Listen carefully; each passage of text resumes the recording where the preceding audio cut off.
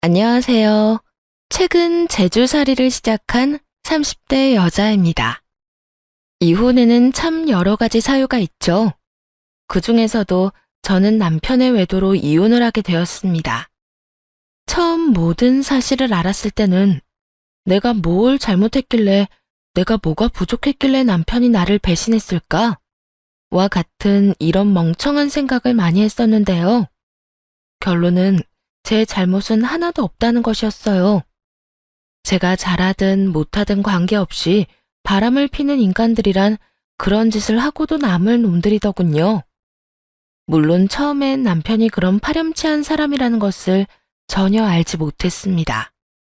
오히려 외도 사실을 알기 전까진 남편과 사이가 좋은 편이었어요.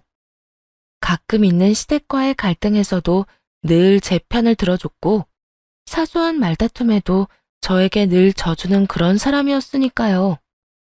그런 남편이 이상하단 생각이 든 건 묘하게 저와의 잠자리를 피해야 한다는 느낌이 들면서부터였어요. 어떤 행위를 한다기보다 한 침대에 눕는 것 자체를 피해야 한다는 느낌이랄까요? 제가 잠들기 전까지 소파에서 버티다 들어온다든지 같은 이불 쓰는 것이 불편하다며 본인 이불을 따로 가지고 와 덮기도 하더군요. 하지만 이 모든 건 제 느낌일 뿐이니 왜 피하냐고 묻기도 곤란하더라고요. 거기에다 그 시기에 맞물려 시댁에선 임신 아빠까지 들어오니 스트레스가 이만저만이 아니게 되었죠. 아가, 너희는 아직도 소식 없니? 네, 아직이요. 다른 집엔 하나둘 아이 소식이 들리던데 너희 뭐가 문제인 게야? 혹시 아기 가지기 싫어서 피임 같은 거 하는 거 아니지? 네? 아, 그런 건 아니에요. 걱정해서 하는 말이란 건 알지만 피임 같은 이야기를 심어와 나눠야 한다는 것이 편하지만은 않았습니다. 그것뿐만이 아니었어요. 어디서 이상한 소리를 듣고 와서는 잠자리에 들어야 할 시간까지 정해주더라고요. 내가 아들만 5 낳은 집에 가서 들었는데 그 부부는 밤 10시 전에 잠자리에 들었다고 하더라. 그 부부관계는 자정 넘어가기 전에 끝내고 말이야. 더는 그냥 들어 넘길 수준은 넘었다는 생각이 들었어요. 네네 하며 넘기다간 시모가 안방까지 쳐들어올 태세였으니까요. 어머님, 그런 건 저희가 알아서 할 테니까 그냥 저희 좀 믿고 기다려주세요. 저랑 남편이 어린애도 아니고 엄연히 부부 문제잖아요. 사실 저 이런 이야기 어머님이랑 나누는 거 불편해요. 너 말 참 이상하게 한다. 엄연히 부부 문제? 내 손주 보는 일이 왜 너희 부부 문제니? 그리고 그렇게 큰 소리가 치고 싶었으면 내가 이런 말 하기 전에 아이를 가졌으면 되는 거 아니야? 저도 아이가 갖기 싫어서 그러는 게 아니라고요. 저도 답답해요. 어머님이 이러실 때마다 저도 힘들고 스트레스 쌓인다고요. 얘 봐라. 남들 다 아는 임신도 못하는 주제에 어디서 큰 소리야, 큰 소리가. 저도 오죽했으면 그러겠어요. 시어머니가 부부 잠자리 문제까지 간섭하는데 그걸 어떻게 참고만 있어요. 하여튼 저희 문제는 저희가 알아서 할 테니까 더는 이런 문제로 뭐라고 하지 말아주세요. 시모는 언성을 더 높이며 자신만의 생각을 주장하고 나섰지만 전 그대로 전화를 끊어버렸습니다. 이런 시모 때문에 그렇지 않아도 스트레스가 쌓이는데 남편이 불난집에 부채질을 시원하게 하더라고요. 어느 날은 잠자리에서 뒤척이다 남편과 몸이 닿았는데 글쎄 남편이 소스라치게 놀라며 화까지 내더군요.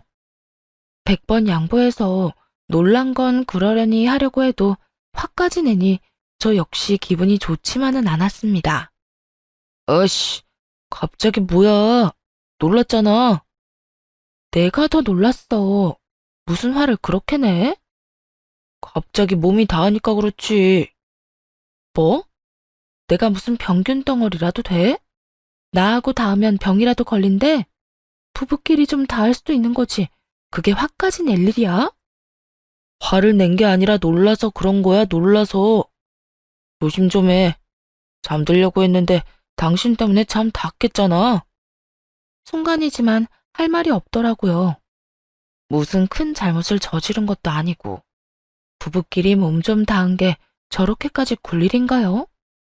낮에는 심호에 닥달해 밤에는 평균 취급이나 하는 남편까지 제가 왜 이런 취급이나 받고 있어야 하나 회의감이 들더군요. 그야말로 폭발하기 충분한 조건을 갖춘 그런 날이었어요. 당신이 이러는데 임신은 무슨 임신이야? 갑자기 임신 이야기가 왜 나와? 갑자기라니? 어머님이 하루가 멀다고 나한테 연락해서 임신, 피임, 잠자리 이야기하는 거 당신은 몰랐어? 하긴 귀한 아들이라고 당신한테는 연락 한 통 안 하고 나만 들들 볶으셨겠지. 들들 볶다니. 무슨 말을 그렇게 하냐? 우리 엄마가 다 우리 걱정해서 한 말인데. 그래? 그러면 앞으론 그 걱정은 나 말고 당신한테 좀 하라고 하면 되겠네. 그런 이야기를 어떻게 나랑 해? 난 아들이잖아. 나는 며느리야, 며느리. 피 한 방울 안 섞인 나보다는 낫겠지. 하여튼 난 더는 어머님한테 그런 말 듣기 싫으니까 당신이 알아서 해결해. 나한테 다신 그런 연락이 오지 못하게 하란 말이야. 당신 진짜 이럴 거야? 어, 나 이럴 거야. 당신은 몸에 손도 못 대게 하지. 어머님은 매일같이 아이 타령만 하지. 나도 진짜 힘들다고. 그렇게까지 말할 생각은 없었는데 남편의 태연한 태도를 보니 우라가 치밀어 말이 멈추지 않더라고요. 한바탕 부부싸움을 한 다음 날 남편이 연락도 없이 늦은 시간까지 돌아오지 않더군요. 이런저런 걱정에 저도 잠들지 못하고 남편을 기다리고 있었고 새벽 2시가 넘어가던 무렵 남편과 함께 사업을 하고 있는 친구에게서 연락이 오더라고요. 남편이 친구 집에서 술을 한잔 했는데 많이 취했으니 데리러 오라고요. 재수씨, 이 녀석 지금 우리 집에 있는데 술을 좀 많이 먹었어요. 여기서 재우려고 해도 저도 와이프 눈치가 보여서요. 괜찮으시면 좀 데리러 와주시면 안 될까요? 대리기사님을 불러보내려고 해도 걱정이 된다며 전화까지 왔는데 싫다는 말이 차마 나오지 않더라고요. 걱정이 되기도 했고요. 결국 남편을 데리러 가게 되었고 콜택시를 불러 친구의 집에 도착하니 잔뜩 취한 남편이 기다리고 있더군요. 술을 마신 것인지 들이부은 것인지 술독에 빠져 제 몸 하나 제대로 건사하지 못하더라고요. 여보? 우리 여보가 왔어? 여보, 내가 미안해. 내가 다 미안해. 내가 진짜 나쁜 놈이야. 내가 나쁜 놈이라고. 이 사람이 왜 이래? 정신 좀 차려봐. 나 정신 멀쩡해. 어쨌든 미안해, 여보. 내가 당신한테는 입이 10개라도 할 말이 없다. 미안해. 비틀거리며 정신도 없는 사람이 울먹거리며 미안하다는 말만 반복하더군요. 그런 모습이 한심스럽기도 했지만 한편으론 안쓰럽기도 해 마음이 조금 풀렸어요. 거기에다 남편을 뒷좌석에 태우고 운전석에 앉아 조수석을 봤는데 선물 상자가 있더라고요. 살짝 열어보니 여자 목걸이가 들어있었고 전 당연히 제 것이라고 생각했습니다. 제 마음을 달래주려 남편이 몰래 준비한 선물이라고 말이에요. 그런데 목 빠지게 기다려도 목걸이는 주기는커녕 점점 더 서먹하게 굴기 시작하더군요. 여보, 속은 좀 괜찮아? 무슨 술을 그렇게 먹은 거야? 그냥 먹다 보니까 그렇게 됐지. 어제는 미안해. 나 때문에 고생했겠네. 미안하단 말은 그만해도 될 것 같은데? 기억 안 나지? 어제 계속 나한테 미안하다고 한 거. 뭐가 그렇게나 미안한지 눈물까지 글썽이더라니까? 어, 그랬어? 기억이 하나도 안 나네. 어이구, 다음부턴 그렇게 먹지 마. 건강 생각해야지. 그건 그렇고 오후에 산책이라도 갈까? 날씨도 좋은데. 산책은 무슨 그냥 집에서 쉬어. 나 힘들어. 그래? 그러면 내일은? 내일도 날씨 좋대. 산책 겸 나가서 외식도 하고 데이트도 하면 좋잖아. 화해도 할 겸 말이야. 화해는 무슨? 한 이불 덮고 자는 사이끼리 화해라고 할 게 뭐가 있어? 그리고 나 외식하는 거 별로 안 좋아하는 거 몰라? 주말엔 그냥 집에서 좀 편안하게 쉬자. 정 밥하기 싫으면 반찬 배달시켜. 원래도 살가운 성격은 아니었지만 저에게만큼은 다정스럽게 해주려 노력하던 사람이었는데 변해도 참 많이 변했다는 생각이 들었습니다. 지금 생각하면 그것이 외도의 시작이었는데 그땐 그런 쪽으론 생각조차 하지 않았어요. 그저 남편이 술주정 부린 것이 민망해 더 큰 소리를 치는가 보다, 일이 많이 힘든가 보다 했어요. 그렇게 남편을 이해하려고 하며 오매불망 목걸이를 기다리던 어느 날, 남편 친구 부인에게서 연락이 오더라고요. 연애할 때부터 봐왔던 터라 가깝게 지내고 있어 그 연락이 새삼스럽지도 않았어요. 그땐 잘 들어갔어? 응? 언제? 아, 우리 남편 그 집에서 술 마신 날? 말도 마. 겨우 데리고 왔어. 도대체 얼마나 마신 거야? 지희 씨도 같이 마셨어? 아니, 난 상만 차려주고 남자 둘이 먹었지. 우리 신랑은 얼마 안 먹었는데 한수 씨가 많이 먹더라고. 어쨌든 잘 들어갔으면 됐지 뭐. 진작 연락해보려고 했는데 나도 바빠서 인제야 연락해보네. 처음엔 안부로 시작된 통화였어요. 가볍게 누구나 할 법한 그런 걱정과 일상을 물어보는 대화였죠. 그런데 점점 그 대화가 불편해지기 시작했습니다. 그런데 부부 사이에 별 문제 없는 거 맞지? 어? 우리 부부 사이? 별 문제 없는데 왜? 그게 그날 한수 씨가 하수연을 그렇게 하더라고. 답답하다, 힘들다 하면서 말이야. 그래? 나한텐 아무 말도 없었는데. 뭐가 그렇게 힘들고 답답하대? 그런 이야기는 안 해? 술김에 무슨 말이라도 했을 거 아니야. 자세히는 말 안 하고 그냥 집에 가기 싫다, 힘들다 그러더라니까.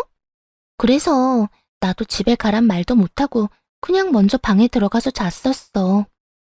썩 유쾌한 말은 아니었죠. 직접적으로 제 욕을 한 건 아니었지만 힘들고 답답한데 집에 가기 싫다고 했다면 그 이유는 가정에 있을 테니까요. 속이야 부글부글 끓었지만 겉으로 내비칠 순 없고 안간힘을 다해 화를 다스리며 가까스로 대화를 이어나갔습니다. 그래?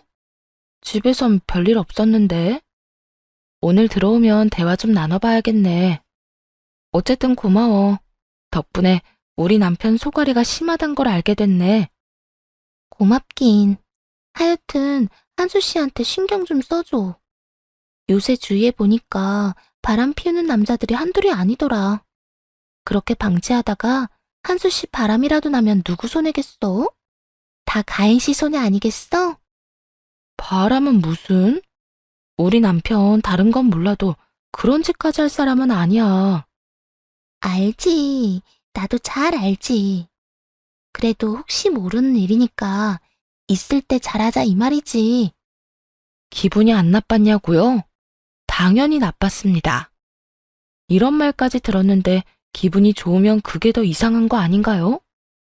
하지만 그날 유난히 많이 취했던 남편의 모습도 그렇고 여러 상황도 그렇고 친구 부인이 오죽 걱정이 되면 저런 이야기까지 할까 하며 생각했죠.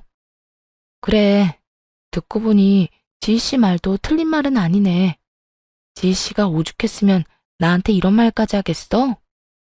난 혹시나 기분 나빠하면 어쩌나 했는데 역시 가인 씨 쿨하니까. 기분 나쁘긴. 앞으로 잘 지켜볼 테니까 지희 씨도 무슨 말 들으면 연락해줘. 아무래도 제일 친한 친구니까 정우 씨는 무슨 일인지 대충이라도 알 수도 있잖아. 응, 알겠어. 아참, 다음 주 모임에 오지? 부부 동반 모임 말이야. 그때 가지. 지씨도 올 거지? 그럼. 그러면 그때 또 자세히 이야기하자. 남편과 사이도 그다지 좋지 않은데 그런 말까지 들으니 머릿속이 복잡하더라고요. 괜히 남편의 표정을 살피게 되고 그러다 보니 눈치를 더 보게 되기도 하고요. 그리고 은근슬쩍 남편에게 물어보기도 했죠. 여보, 혹시 무슨 일 있어? 일? 아니, 아무 일도 없는데 왜? 생각해보니까 당신이 요즘 웃는 걸 본 적이 없는 것 같아서 혹시 무슨 일 있는데 나한테 말 못하고 있는 건 아닌가 해서 물어보는 거야. 그런 일 없어. 일이 바쁘기도 하고, 여러 사람 만나고 다니면서 웃고 다니니까 힘들어서 그렇지. 그래? 그러면 다행이고. 혹시 무슨 일 생기면 나한테 말해줘. 내가 다른 건 몰라도 당신 편 들어주는 건 잘할 수 있으니까. 알겠지? 그래, 알겠어. 그렇게 남편을 달래주기도 하고 남몰래 소가리를 하면서 모임 날이 다가왔죠. 다른 날보다 더 신경 써서 치장을 하고 모임 장소로 갔습니다. 아무래도 들은 말이 있어 신경이 쓰이더라고요. 한수씨, 가인씨, 여기야. 저희를 먼저 발견한 친구 부인이 저희를 향해 손을 흔들었고 그 여자를 보는 순간 심장이 쿵 하고 내려앉았습니다. 과한 브이넥 상의를 입은 그 여자 목에서 제가 오매불망 기다리던 그 목걸이가 반짝이고 있었으니까요. 아닐 거라고, 절대 외도만은 아닐 거라고 생각했어요. 그저 워낙 친한 친구 사이니 같은 목걸이를 사서 선물했나 보다 하며 제 마음을 다스리려 얼마나 노력했나 모릅니다. 남편의 차에서 본 목걸이가 친구 부인 목에 걸려 있을 뿐 아직 확실한 건 아무것도 없었으니까요. 자리에 앉은 전 바로 목걸이 이야기부터 꺼냈습니다. 지희씨, 목걸이 예쁘다. 남편이 이번에 사줬어? 제 물음에 상간녀는 당황한 기색 하나 없이 목걸이를 만지며 이렇게 말하더군요. 아니, 이거 원래 있던 거야. 예쁘지? 유행은 돌고 돈다는 그 말이 맞긴 하나 봐. 원래 있던 거? 보기엔 새 것 같은데? 아끼느라 몇 번 착용 안 해서 그래. 워낙 비싼 거라서 말이야. 한정판 신상품이란 걸 뻔히 아는데 말이죠. 입에 침 하나 바르지 않고 거짓말을 하는 여자를 보는데 헛웃음이 다 나더군요. 그러면서 저 여자가 저에게 왜 그런 무례한 간섭까지 한 것인지 그 속내를 알게 되었죠. 그건 걱정이 아닌 저를 향한 조롱이었던 것이었습니다. 그것만 해도 피가 거꾸로 솟는 것 같은데 눈이 마주칠 때마다 묘한 웃음을 보이며 목걸이를 매만지더라고요. 모르고 봤다면 그저 목걸이 자랑을 과하게도 하는구나 했을 텐데 모든 사실을 다 알고 보니 기가 막힐 노릇이었죠. 마치 이건 네 남편이 나 좋다고 사준 목걸이인데 넌 모르지? 내가 너한테 이겼어. 이런 상간녀의 목소리가 들리는 듯 했죠. 그것뿐만이 아니었어요. 상간녀는 모두가 있는 자리에서 대놓고 남편에게 이것저것 부탁을 하더라고요. 남편과 제가 대화를 나누는 타이밍에만 말이에요. 여보, 왜 이렇게 못 먹어? 어디 안 좋아? 아니, 그냥 속이 안 좋아서. 난 괜찮으니까 신경 쓰지 말고 당신이나 먹어. 저기, 한수씨, 거기 앞에 있는 고기 좀 덜어줄래요?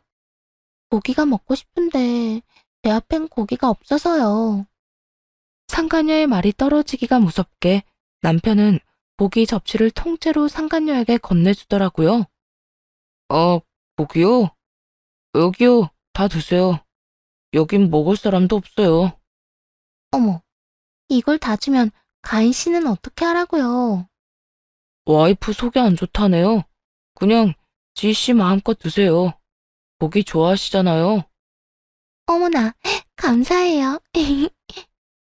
많은 사람들의 시선에도 아랑곳하지 않고 주고받는 두 사람의 눈빛엔 여태 눈치를 채지 못한 것이 이상할 정도로 애정이 묻어나더군요. 거기에다 중간중간 저를 바라보는 상간녀의 눈빛에서 느껴지는 비웃음, 우월감, 모욕이 저를 끊임없이 괴롭게 만들었습니다. 당장이라도 그 자리를 뒤집어 엎어버리고 두 연놈에게 욕이라도 하고 싶은데 그럴 수도 없는 상황이었죠. 증거라곤 그 목걸이 뿐인데 그것이 남편의 차에 있었단 사실은 저만 아는 것이니 말이에요. 자칫하면 저만 미친 사람 취급받을 것이 뻔했기에 허벅지에 멍이 생길 만큼 꼬집어가며 그 상황을 가까스로 넘겼습니다.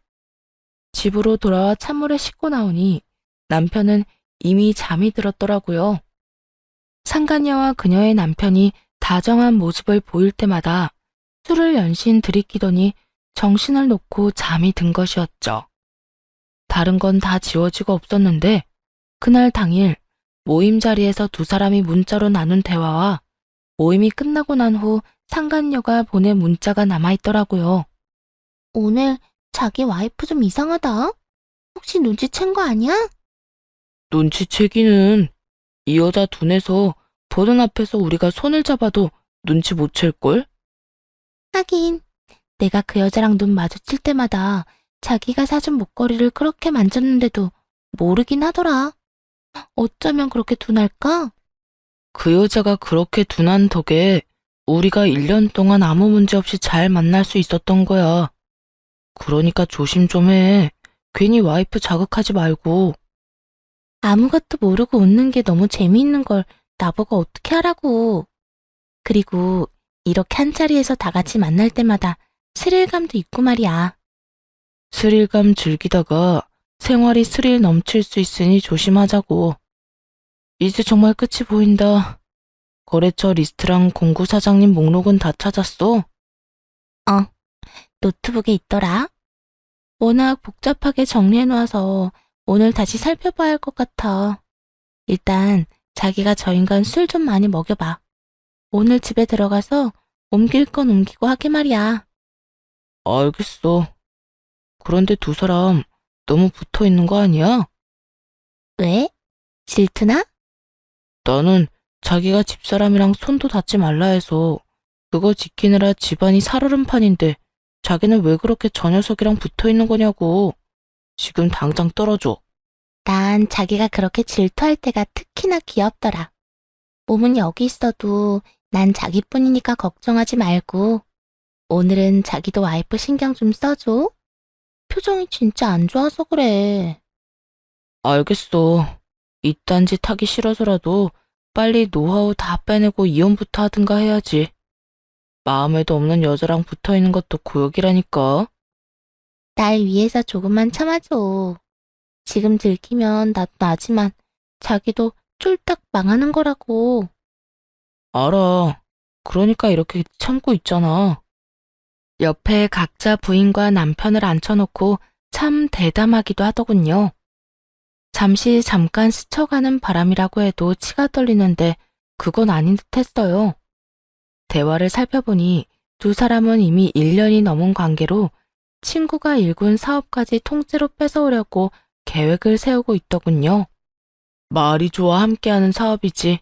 남편의 친한 친구가 몇 년 동안 고생해서 세운 공동 구매 사업의 빌부터 바지사랑 노릇을 하는 주제의 말이에요. 두 사람의 모든 계획도 알게 되었지만 그동안 남편이 왜 저를 피했는지도 알게 되었죠. 그 모든 것은 상간녀가 시킨 것이었고 앞서 말씀드렸다시피 그날도 남편에게 문자를 남겨놨더라고요. 자기, 술 많이 먹은 것 같은데 정신 똑바로 차려. 술김에 아무 여자나 안으면 절대 안 된다고. 이 문자를 보는데 그저 웃음이 나왔어요. 이렇게까지 사랑한다는데 보내주자 싶더라고요. 단 지금처럼 멀쩡한 모습이 아닌 엉망진창이 된 모습으로 말이죠. 우선 전 상간녀의 남편이자 남편의 절친을 만나 모든 사실을 알렸어요. 당연히 처음엔 장난인 줄 알더라고요. 재수 씨도 참. 만우절도 아닌데 무슨 장난을 그렇게 살벌하게 쳐요. 나 진짜 깜짝 놀랐다고요. 정우 씨, 나도 장난이었으면 좋겠어요. 그런데 모든 게 사실이라고요. 모임 때 하고 온 그 목걸이, 그거 박한수, 그 자식이 사준 거라고요. 정말이에요? 그러면 정말 두 사람이 바람을 피우고 있단 말이에요? 네, 두 사람 나눈 대화 따로 저장해뒀는데 정우 씨한테도 보내줄게요. 두 사람 만난 거 1년도 넘었어요. 지금은 이혼하면서 정우 씨가 일군 사업도 다 뺏어오려고 뒤에서 온갖 추악한 짓은 다 하고 있고요. 그렇게 설명을 마친 후 따로 저장해뒀던 캡처본을 친구에게 보내주었고 친구는 천천히 그 대화 내용을 보고 또 보더라고요. 친구와 배우자의 배신, 받아들이기 힘들다는 듯 고개를 내젓기도 하고 크게 한숨을 쉬기도 하고 또 고여있는 눈물을 흘리지 않으려 거칠게 눈을 닦아내기도 하더군요. 그렇게 1시간을 아무 말 없이 생각 정리를 하던 친구는 결심을 한 듯 저를 보며 이렇게 말했습니다. 이 두 연놈 어떻게 하면 될까요? 그렇게 복수 계획을 세우기 시작했고 그 처음은 남편이 손을 쓰기 전에 그 업계에서 남편이 명함도 내밀지 못하게 만드는 것이었어요. 그 친구는 일단 회사에서 남편을 쫓아낸 후 주요 거래처에 전화를 돌려 소문을 다 내버렸고 공고를 맡아서 해주는 사장님들께도 모든 이야기를 했어요. 그리고 난 후 상간녀의 친정에 연락해 이렇게 말했다고 하더군요. 장인어른, 지금 당장 와서 딸 좀 데리고 가십시오. 정서방, 갑자기 그게 무슨 말인가? 장인어른 딸이 다른 사람도 아니고 제 친구와 바람이 났습니다. 한두 번 실수로 만난 것도 아니고 1년을 만난 것도 모자라 제 사업도 망하게 하려고 저 몰래 거래처 리스트까지 뒤로 빼돌렸더라고요. 이런 여자를 어떻게 데리고 살겠습니까? 저는 이런 여자 못 데리고 사니까 당장 와서 데리고 가주십시오. 그냥 쫓아내면 되지 왜 그렇게까지 했냐고 물었더니 이렇게 대답하더군요. 그 여자 엄마도 바람 피워서 도망갔다고 장인어른한테 들은 적이 있어요. 그 덕에 장인어른은 바람이라면 치를 떠시는 분이고요. 평소에도 엄하신 분이니 딸이 그딴 짓 하고 다녔다는 거 알면 가만두지 않을 거라 생각은 했는데 글쎄 전화 끊자마자 집에 찾아와서 그 여자 머리채를 잡고 데리고 가더라고요. 손 안 대고 코 좀 풀었죠 뭐. 그렇게 남편이 회사에서 쫓겨나고 상간녀가 머리채까지 잡혀 끌려간 이 모든 것이 하루에 일어났습니다. 평소에도 똑똑하다고 생각은 했는데 그런 사람이 마음먹고 일을 추진하기 시작하니 막 힘이 없더라고요. 덕분에 전 집에서 편안하게 남편놈 짐이나 챙기고 있을 수 있었죠. 그렇게 남편을 기다리고 있으니 하루아침에 불쌍한 신세가 된 남편놈이 더 불쌍한 꼴을 한 상간녀의 손을 잡고 집으로 들어오더라고요. 상간녀의 머리카락은 허리까지 올 정도로 길었는데 아무렇게나 잘려 거지꼴이 다 되었더라고요. 가만히 당하고 있자니 대머리가 될 것 같아 도망친 것이 분명해 보이더군요. 손 안 대고 코 풀었다는 말이 절실하게 가슴에 와닿아 웃고 있는데 그런 저를 본 상간녀가 약이 오를 대로 올라 화를 내기 시작하더라고요. 너 지금 웃어? 지금 내가 이 꼴이 된 게 누구 때문인데 네가 웃어? 넌 양심도 없더니 생각도 없구나. 네가 지금 그 모양 그 꼴이 된 건 다 네 탓이야. 그러게 누가 남의 남편이나 만나고 다니래? 네 남편이 나 좋다고 매달리는데 나보고 어쩌라고. 지금도 봐. 네 옆이 아니라 내 옆에 붙어있는 거. 남편 간수도 못해서 남편도 뺏긴 주제에? 그래, 그딴 쓸데도 없는 남자 너 줄 테니까 너 다 해. 난 이제 갖고 싶지도 않으니까. 네가 준다고 하지 않아도 이미 내 거야. 내가 이겼다고. 그래, 네가 이겼다고 치자. 이제 할 말 다 했니? 이겼다고 치는 게 아니라 내가 이긴 거야. 이깟 머리카락이야 다시 기르면 되지만 넌 네 남편을 나한테 뺏긴 거라고. 알겠다니까. 알겠으니까 이 짐 가지고 좀 꺼져줄래? 같은 공기 맞는 것 자체로도 구역질이 나서 말이야. 그렇게 말하며 상간녀를 보며 토하는 척을 해주었고 상간녀는 발을 동동 굴리며 약이 올라 미치려고 하더라고요. 저 미친 것이? 너, 네가 뭔데 나한테 이런 모욕감을 줘? 잘난 거 하나 없는 주제에 네가 뭔데 나를 이 모양 이 꼴로 만드냐고. 정신줄을 제대로 놔버린 상간녀는 날뛰고 있었고 전 그런 상간녀에게 다가가 여전히 목에서 반짝이고 있는 목걸이를 잡아 확 뜯어버렸어요. 그리고 곧장 상간녀의 얼굴에 던지며 이렇게 말했습니다. 야 이년아, 네가 나한테 준 모욕감에 비하면 이건 아무것도 아니지. 겁대가리 없이 어디 와서 큰 소리야 큰 소리가? 겁을 먹은 상간녀는 한 발 뒤로 물러섰고 제 행동이 거칠다 느꼈는지 남편 놈은 제 앞을 불이 나게 막아서더니 화를 내기 시작하더군요. 당신 미쳤어. 그러다 다치기라도 하면 어떻게 하려고 그래? 말은 저에게 하면서도 눈과 손은 바쁘게 상간녀의 목을 살피는 남편 놈을 보니 눈꼴이 시려 차마 눈을 뜨고 있기 힘든 지경이었죠. 다치면 다치는 거지. 지금 내가 그런 것까지 생각해야 해? 내 남편이 상간녀한테 사준 목걸이 잡아뜯는 이 와중에? 그것도 알고 있었구나. 다 알고 있으면서 이때까지 어떻게 참았냐? 그러고 보면 당신도 참 무서운 사람이라니까. 저를 농락하고 기만했으면서도 미안한 기색은 조금 더 없었습니다. 그 모습에 저도 모르게 언성이 높아지더라고요. 당신만 할까? 그렇게 저 여자가 좋으면 그냥 이혼하고 갔으면 됐잖아. 어떻게 1년 동안 날 속이고 기만할 수가 있어? 나라고 좋았던 줄 알아? 마음 같아선 100번, 1000번 당신 같은 여자랑 이혼하고 싶었다고. 그런데 수중에 넣은 게 없는데 어떡해? 사업 노하우도 빼왔어야 했고 당신한테 위자료도 안 주고 이혼하려면 시간 끌면서 당신 지치게 할 방법뿐이었다고. 이판사판이다 싶었는지 남편은 자신의 입으로 제가 몰랐던 사실까지 다 말하고 있었고 화를 참지 못하고 남편의 그곳을 있는 힘껏 차버렸습니다. 네, 여러분이 생각하시는 그곳이요. 이세 계획의 가장 중요한 역할을 하는 그곳. 맞으면 남자들이 절로 엎드리게 된다는 그곳 말이에요. 남편은 억소리를 내며 제 앞에 엎드리게 되었고 전 인정사정 없이 주먹으로 내리쳐버렸어요.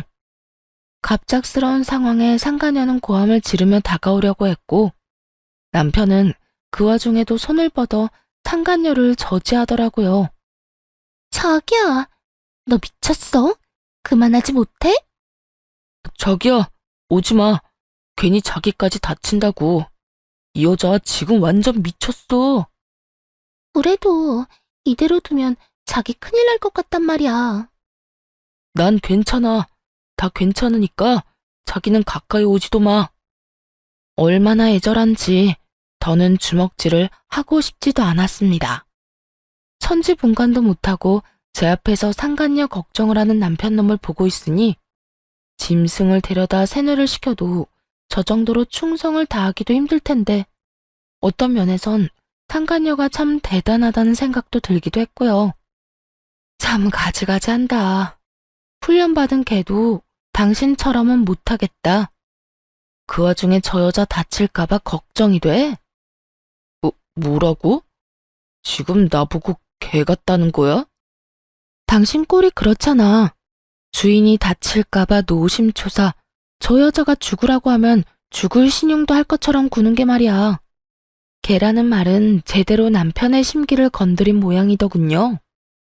제대로 발끈한 남편은 엎드리고 있던 몸을 일으키더니 바르르 떨며 고함을 지르더라고요. 야, 너 진짜 말이면 다인 줄 알아?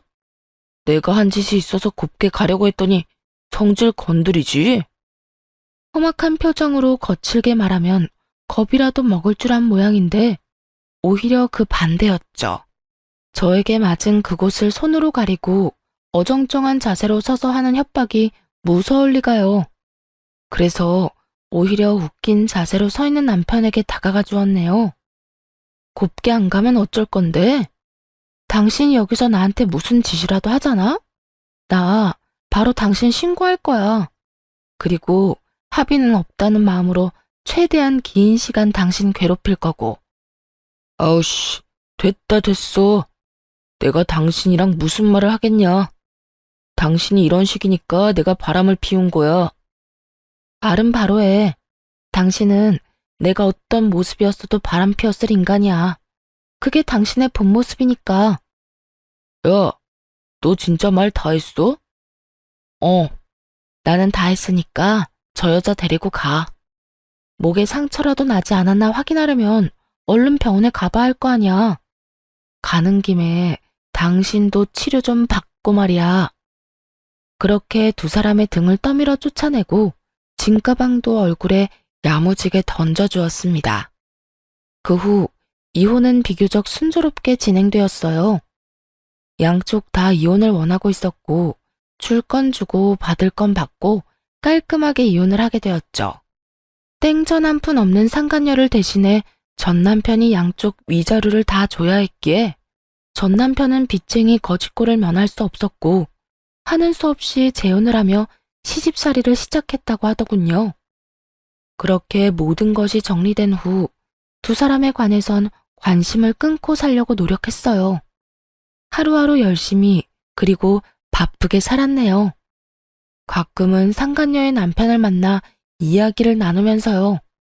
아무래도 같은 아픔을 겪은 터라 더 가깝게 지내며 친구 사이가 되었고 그러는 와중에 받은 위자료 일부를 그 친구에게 투자하게 되었죠. 워낙 수단이 좋은 친구라 큰 고민도 하지 않았어요.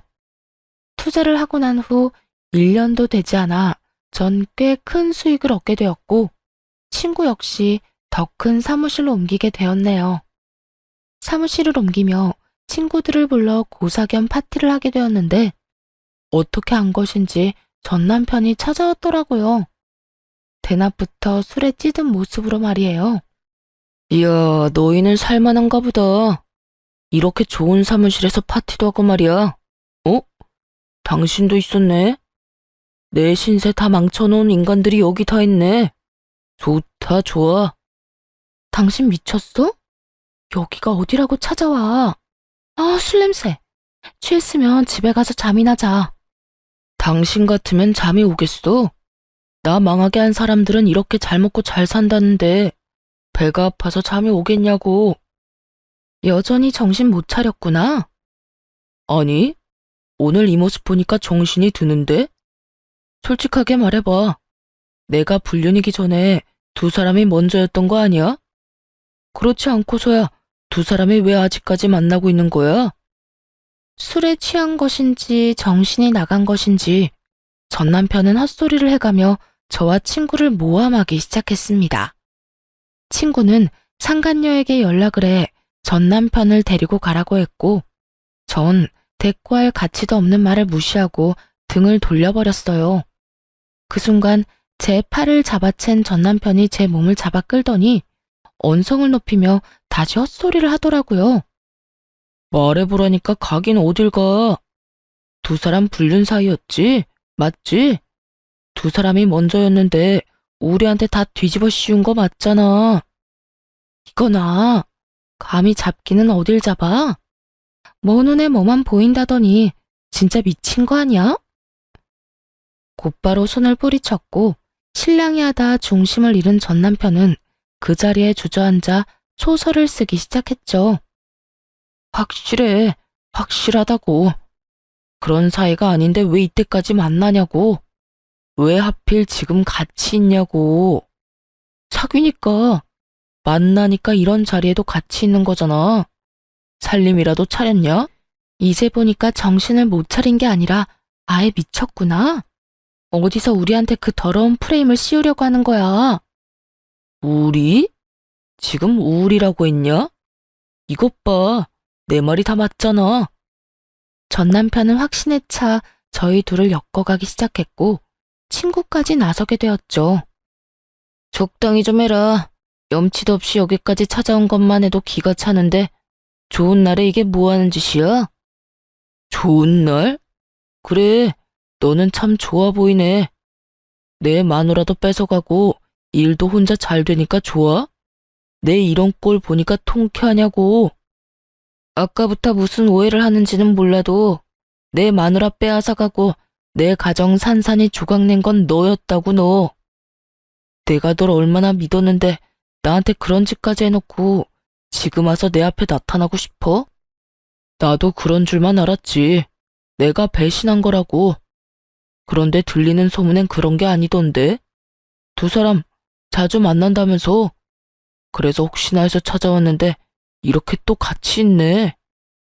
아까부터 우리가 같이 있는 거에 집착하는데 우리가 같이 있으면 안 될 이유라도 있어?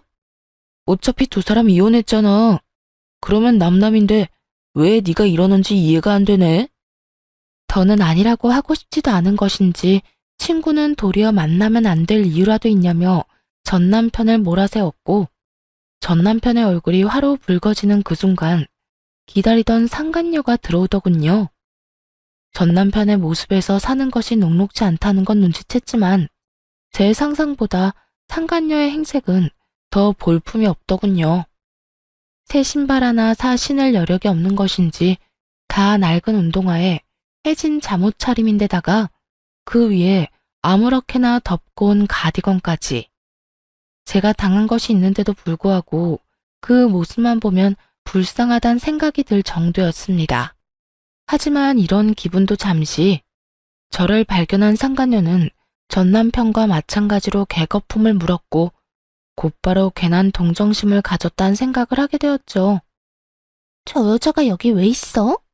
들어오다가 보니까 당신 사무실 갔던데 저 여자가 왜 당신 사무실에 있냐고. 그걸 굳이 내가 설명해야 해? 너랑 긴 이야기 하고 싶지도 않으니까 네 남편 데리고 얼른 가. 좋은 날 더는 큰 소리 내고 싶지도 않다. 날 내쫓으려고만 하지 말고 말을 해봐. 설명을 하라고. 왜 저 여자가 여기 있는지 내가 묻고 있잖아. 너 큰 착각을 하는가 본데. 나 이제 네 남편도 뭣도 아니야. 그러니까 좋은 말로 할 때 저 쓰레기 챙겨서 가라고. 친구는 상간녀에게 으름장을 놓았고 여전히 정신을 차리지 못한 상간녀는 저를 향해 걸어와 이번엔 저를 닥달하기 시작했죠. 야, 네가 말해봐. 내 전 남편이랑 무슨 사이인데? 뭐, 두 사람 만나기라도 해? 재혼이라도 했니? 내가 대답할 의무 있어? 대답해. 대답하란 말이야. 내가 뭐라고 답하든 내 말 믿을 것도 아니잖아. 이미 머릿속에 다 상상했을 거고 그 머릿속에 있는 그대로 믿을 거면서 왜 귀찮게 묻고 그래? 말 돌리지 말고 대답해. 두 사람 만나고 있지? 아니, 애초에 두 사람이 먼저 바람 피우고 있던 거 아니야? 그러면서 우리한테 다 뒤집어 씌우고 위자료 한 먹 뜯어낸 거 아니냐고. 둘이 약속한 것도 아닐 텐데 똑같은 생각에 똑같은 말까지 할 수 있는지 천생연분은 천생연분이구나 했네요. 상간녀는 개거품을 물며 저를 몰아세우고 있었고 전 자연스럽게 친구에게 다가가 팔짱을 꼈어요. 아무리 설명해도 들을 인간들도 아니고 이왕 받은 오해 이런 식으로 약이나 올리자 하는 마음이었죠. 바람 같은 거 피운 적은 없는데 결론적으론 이렇게 됐네. 고마워. 이렇게 멋진 남자 두고 저딴 쓰레기 같은 남자 데리고 가줘서 말이야. 저는 이렇게 말하며 머리를 친구의 어깨에 기댔고 그 모습에 상간녀는 침까지 튀기며 화를 내더군요. 미쳤어? 감히 누구 어깨에 머리를 기대? 당장 떨어져. 당장 떨어지란 말이야. 내가 왜? 과거엔 네 남편이었을지 몰라도 지금은 내 남자라니까? 나는 감히 상상도 안 돼서 물어보는 건데 기분이 어때? 벤츠 버리고 똥차 가진 그 기분 말이야. 제 도발에 상간녀는 악이 받친 고함을 질렀고 어느새 다가온 전 남편이 다시 시비를 걸어오길 시작했습니다. 그것 봐. 내 말이 맞았다니까. 내가 준 위자료 다시 내놔. 내가 그 위자료 때문에 진 빚이 얼마인 줄이나 알아? 내 돈 내놔. 내 돈 내놓으라고. 전 남편의 행패가 시작되자 저와 같은 생각을 했는지 친구가 제 어깨에 팔을 두르더라고요. 그리곤 전 남편을 보며 이렇게 말했죠. 그 돈을 우리가 왜 줘? 우린 외도가 아니라 사랑이라니까. 불륜이 아니라 연애라고, 연애. 뭐? 사랑? 연애? 저 여자 내 마누라였던 여자야. 내 여자였다고. 그래, 알아. 그래서 너한테 고마워.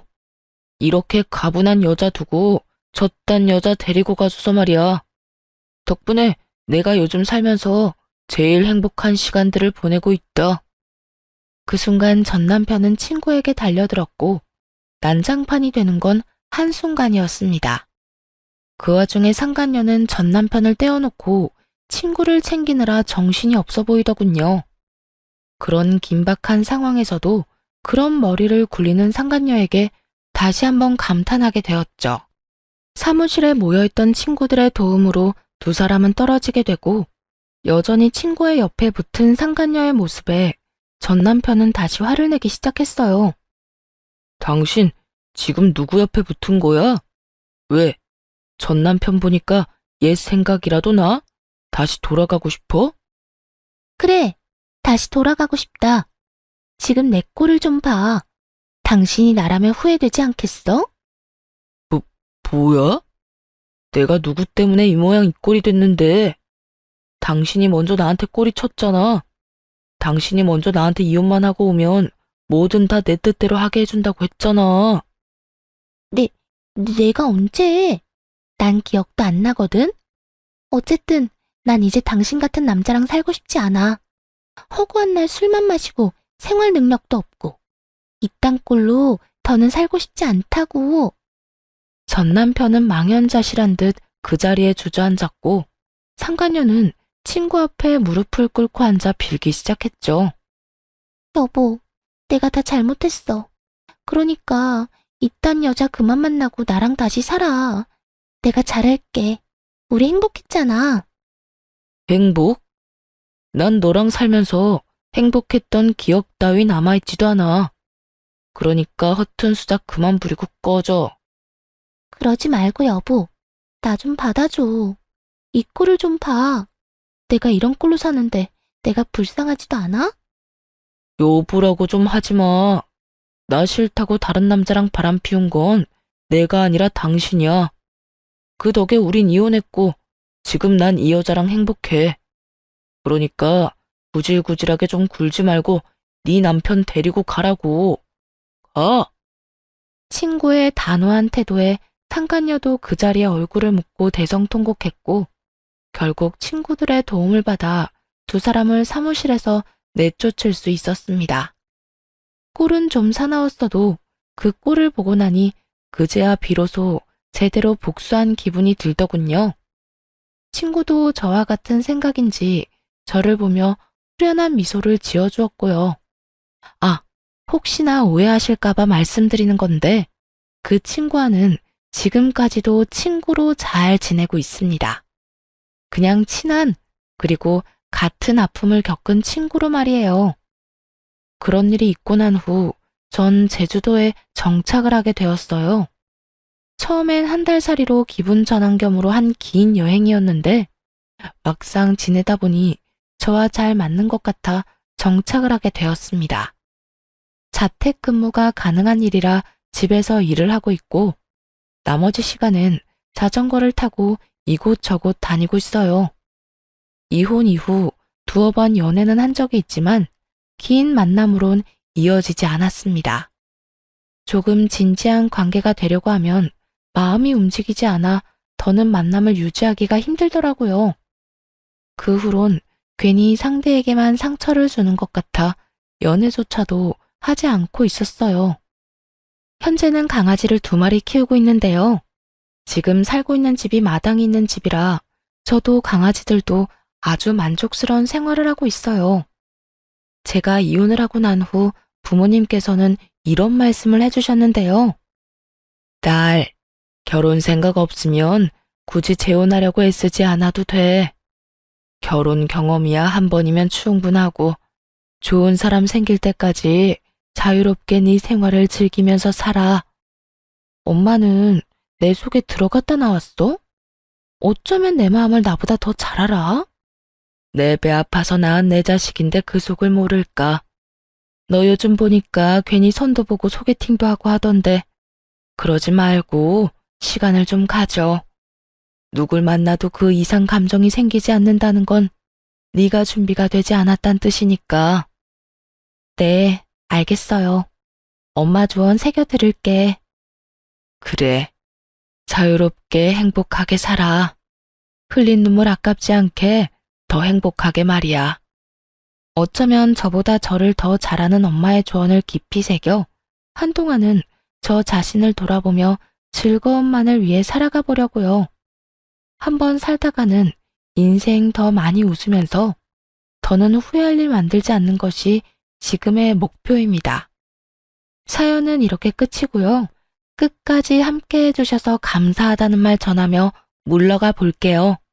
감기 조심하시고 행복하세요.